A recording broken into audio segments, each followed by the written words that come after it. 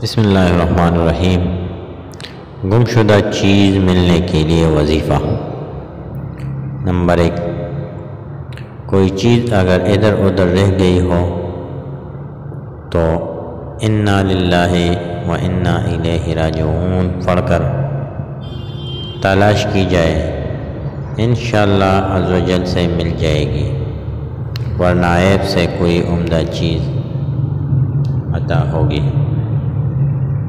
Number 2، سورہ والضحیٰ 7 بار پڑھیں، انشاءاللہ عز و جل گما ہوا آدمی یا چیز مل جائے گی۔